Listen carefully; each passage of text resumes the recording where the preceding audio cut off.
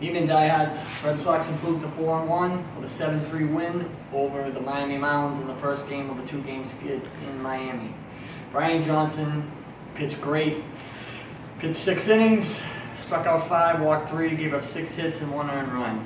The command of his curveball has been pinpoint since the first outing I saw him pitch at spring training, and he's able to carry that through. Really good to see his secondary pitch. They have that type of control, in command.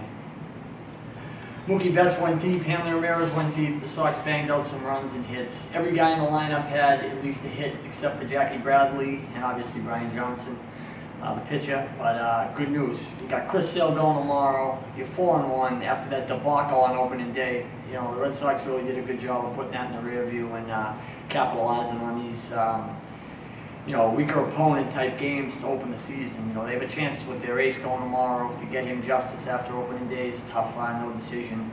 Come home 5-1 with the big homestand for opening day on Thursday. Got to be happy.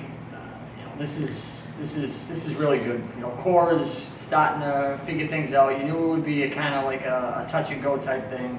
You know, tonight he went to Hembry for an inning and then Walden for 2. Those are guys that they're going to need to give them innings on a night like tonight when they have a nice lead and they're up 6 runs, and they don't need to use Bonds and Kelly and Smith all the time. Other guys are going to have to step up and plug in some of those later innings. It's going to be interesting to see what happens when Erod, Pomerantz, and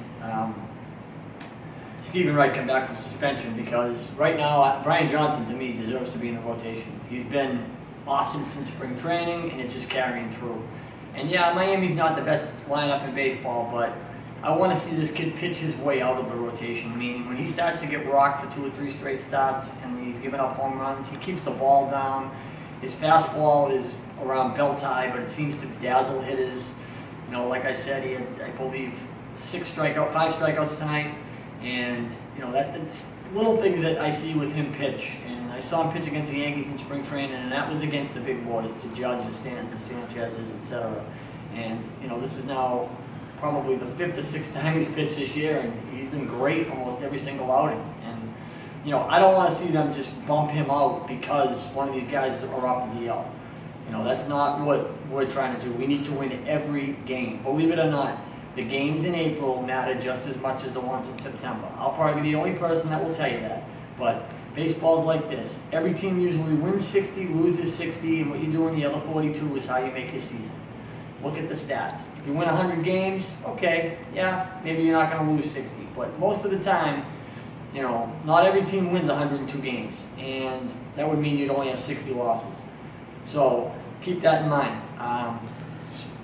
That's my only advice after tonight. The lineup's coming through. Hanley hit a home run. You know, I think he's in for a big year. I love the shape he's in. And Mookie put one out too. Bats keep going. You got Sale going tomorrow. You look for 5-1, and you try to come home and put together a heck of a homestand. And try to put a little bit of space between you and the Yankees before we hook up later on in the month. Have a good night, guys. Talk to you tomorrow. We got a triple header tomorrow. I'll be at the Bruins Lightning game. Talk to you soon.